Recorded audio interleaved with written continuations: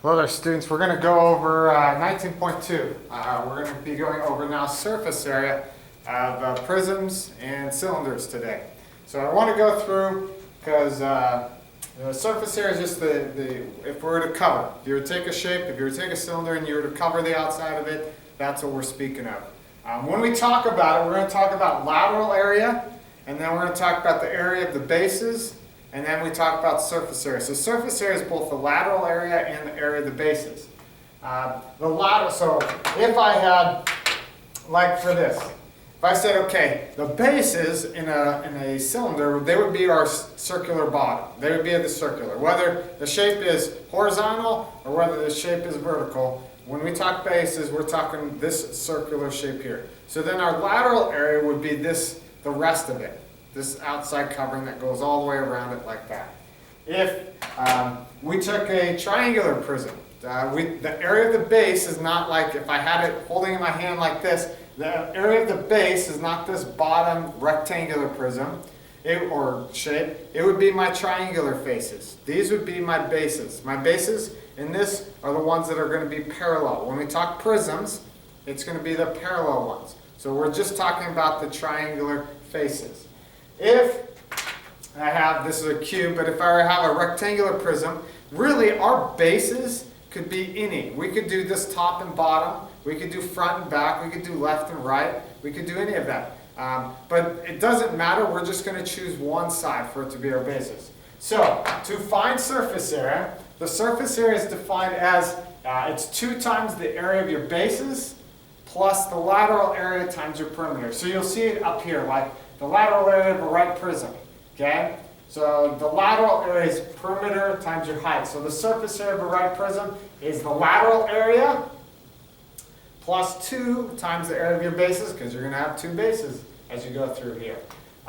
When you come to this of a right cylinder, it's more straightforward as you go forward. So if you look at it, our surface area is the lateral area, that's part that went around it, plus 2 times the area of our bases, because we had 2 bases, or 2 times pi times r, okay? The distance around the top, which is called our circumference, times the height. So 2 pi r times your height. And then for the area of your bases, the base shape is a square, or excuse me, a circle, so it's pi r squared. So it's 2 times pi r squared. So when we come to this shape and we want to find the surface here, first thing I'm going to do is identify this right here is my base.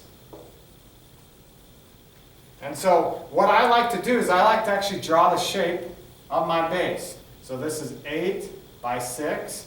And so to find the surface area, we start off with it's 2 times the area of my base. To find the area of my base, that's 8 times 6. So 6 times 8 or 8 times 6. To find the area of a rectangle, it's length times width. Plus, now we're going to do what, so this is called the area of your bases right now.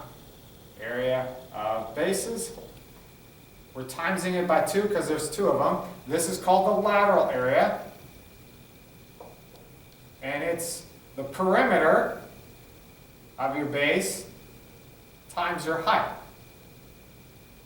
So the perimeter of this shape would just be 8 plus 6 plus 8 plus 6 times, okay, what's the distance from here to here? From base to base, which would be 12.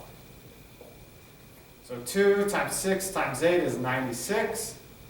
Plus, if we look at 8 plus 6 plus 8 plus 6 is 28. And then 28 times 12 is 336. Just make sure that 336, yeah. So we add them together, we get 432 centimeters squared. So once again, area of your bases, we have 2 bases, so we times it by 2. Then the perimeter of your base times their height. The height is how far apart is this base to this base as we go through it. So that's how we go through a rectangular one. Next, we'll go through a triangular base. So again, triangular bases I'd say are a little bit easier because my bases are the triangular faces.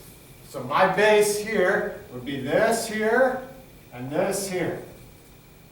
So as we go through, so we're going to do the area of my bases. Well, the area of your base is length times width. So I need to know this length here. I know this side is 6. I know this side is 3.6. They tell me it's a right angle. So I have to use the Pythagorean theorem to solve for this length. So I'm going to go through and say it's 3.6 squared plus x squared equals 36 equals 6 squared. So x squared is equal to, so we would subtract it. So when I go through here, x squared equals 6 squared minus 3.6 squared, and then we take the square root.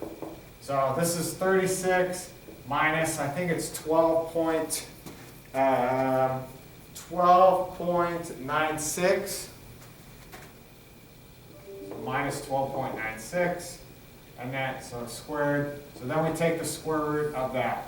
So that would be 23.04, which is 4.8. So now when we go to it, I'll do it over here now, we're going to go ahead and say, okay, to find the area of the base is a triangle, so it's 1/2, and so we found now it's 4.8, so 1/2, 3.6 times 4.8, that's the area of the base. I times that by 2 because there's 2 of them. Plus, now I'm going to do the perimeter of the base. 3.6, this side, plus 4.8, plus our other side of 6, times that all by the distance from here, from that base to that base, which is 8.5. So as we go through that, so this would be 17.28 on this side, plus 122.4. And then when we add it up, we get 139.68. And this would be in inches squared. So now we're working in area again, so we're back to area squared. So that's how we go through finding a triangular and a rectangular prism. Now we go through to find a cylinder, and then we'll do a couple composite figures.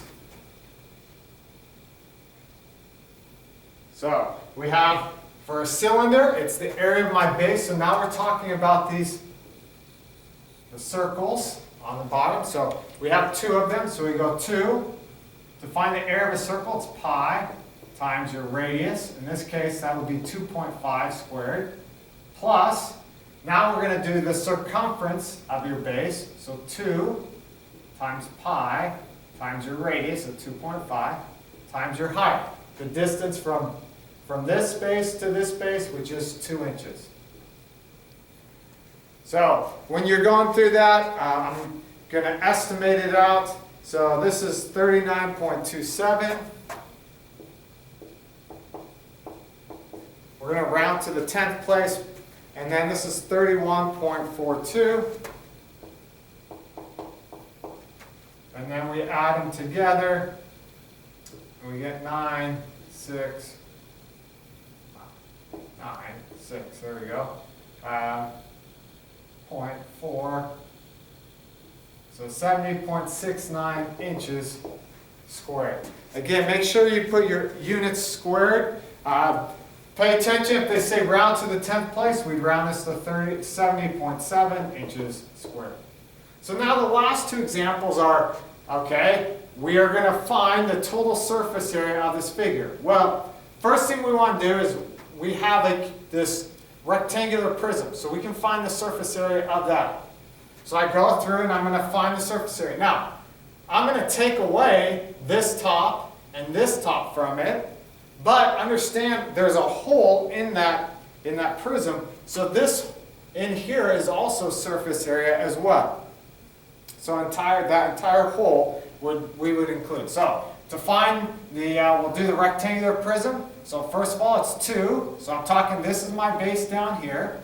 So I'll draw it. So this is what I'm talking as my base, 24 and 16. So I'm going to go 2 times 24 times 16, so that's the area of my base right there, plus now I do the perimeter of my base. So 24 plus 16, that's 40. So 24 plus 16 plus 24 plus 16 times by my height of 20. So when I go ahead and do all this, just to let you know, the perimeter is 20 or is 80. So 80 times 20. So when I multiply these together, I get 768 here. And I get 1600 here. And when I add those two together, 768 plus 1600, I get 2368. Now, that's just the prism. Now I have to go through and find the cylinder. Now, again, what I'm going to say is I'm taking away the base area. So I'm going to go ahead and do that. So I'm minusing the area of the bases. So the area of the base is a circle. So there's two of them. So 2 times pi times my radius of 4 squared. Now I'm going to include what we call that lateral area. This area that goes all the way down. So to include that would be the circumference. So 2 times pi times your radius of 4 times your height of 20. So when you go ahead and do that, this right here is equal to 100.5. This is equal to 502.7. So I'm going to subtract 100.5 and then add 502.7, and we're going to get 2,770.2 feet squared. So you need to pay attention. Am I adding or am I subtracting as we go through? The last figure that we look at, same idea. We have a rectangular prism, so we want to find the area of the entire prism. Now, here's the one thing to point out to you. When I find the area of the prism, then I want to take away this base area, but I also have this top area. So if I take away this bottom area and I add the top, they cancel each other off. So really what we're going to do is we're going to find the area of the entire prism, and then we're going to find the lateral area of the cylinder. So when we go through that, again, the base that I'm working with of the prism is 9 by 4. So I go 2 times 9 times 4. The area of the base is right there, plus the perimeter, 9 plus 4 plus 9 plus 4, times the height. Okay, so I do 9 times 6, so that would be 72, plus that's 26, times 5, so that would be 130. So this is 202. And then I'm going to add, again, if I think about it, I have this base right here that I'm subtracting. I have this base up top that I would add. So I'm canceling those off. So we're really just going to add what we call the lateral area. The lateral area is the circumference. So 2 times pi times your radius of 2 times your height of 3. So we're going to go 202 minus, that's 12 pi, or it is about 37.7. So 202 minus 37.7 is, or excuse me, we're adding these two together. We're not subtracting, we're adding these together. So we would get a total area, I'm going to put it here, of 239.7, and this is centimeters squared. So just pay attention when you get a composite figure. Am I adding or subtracting that area? And so again, we break it down to what we call the lateral area and the area of the base. That gives us our total surface area. This is the easiest way to look at it when you look about area of the bases. It's helpful to draw the base of a prism as you go through it. Any type of triangular base, we're using the triangle face. And then the cylinder is pretty straightforward. Then you can go through and have that formula for you.